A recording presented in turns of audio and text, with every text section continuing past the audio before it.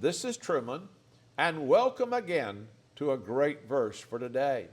You see the Christmas tree behind me. I want to say Merry Christmas to you and your family during the Christmas holiday season. You know, there is a Christmas dilemma and there's a Christmas question that all the religious leaders could not answer. Can you answer the Christmas dilemma and the Christmas question? We find it in Matthew chapter 22. We're going to look at verse 41 down through verse 45. And the Pharisees were gathered together, and Jesus asked them, saying, "What do you think about Christ? Whose son is he?" And they said, "The son of David." And then Jesus said to them, "How then does David in the Spirit call him Lord, saying, 'The Lord said to my Lord, sit on my right hand until I make your enemies your footstool'? If David calls him Lord, how can he be his son?" And no one was able to answer him a word. Nor from that day did anyone dare ask him another question. That was the last question that they asked Jesus. Now think about that. How could the son, Jesus, born in Bethlehem, be before the father, David?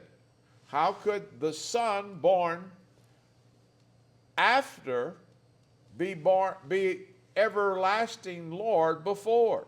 Here's the answer.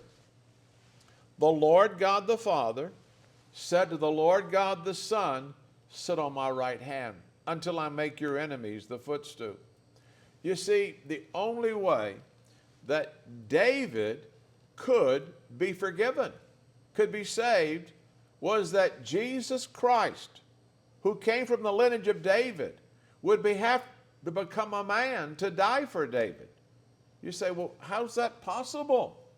Well, Numbers tells us in Numbers 35:30, the murderer shall be put to death, and there's no ransom to be given for the life of a murderer who is guilty of death. He shall surely be put to death. Now think about that. Jesus comes from the lineage of David. David would be an adulterer with Bathsheba, and David would try to hide his adultery by murdering Bathsheba's husband. So David was both an adulterer and a murderer, and there's no ransom for the murderer. And yet David will be saved and forgiven. How's that possible? Well, in Romans, the Apostle Paul, chapter 4, talks about David being forgiven. In Romans 4:5, "But to him who does not work, but believes on him who justifies the ungodly." Now, how can God, who is holy and just, justify the murderer when God says there's no ransom for the murderer? In Romans 4:6, he says, "Just as David describes the blessedness of the man to whom God imputes righteousness apart from the works of the law." And then David says, "Blessed are those whose lawless deeds are forgiven, whose sins are covered. Blessed is the man to whom the Lord will not impute sin." So the only way David the adulterer, David the murderer can be forgiven was that Jesus would have to become a man. God would have to become a man.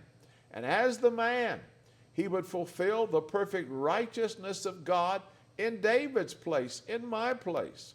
And then he would go to the cross, and he would take David's murdering, the penalty of his murder, of his adultery, of all of his sins, and cry, "It's finished." And because Jesus died for David, he is the ransom for David's sin and for you and I. So Jesus is the Lord from heaven. He's eternal, but he's also the Son of Man, born in time in Bethlehem, taken upon him a body that he might die. I want to encourage you as you think about Christmas. Christmas is not possible Salvation is not possible without the incarnation. God had to become a man. God bless you, my friends, and Merry Christmas.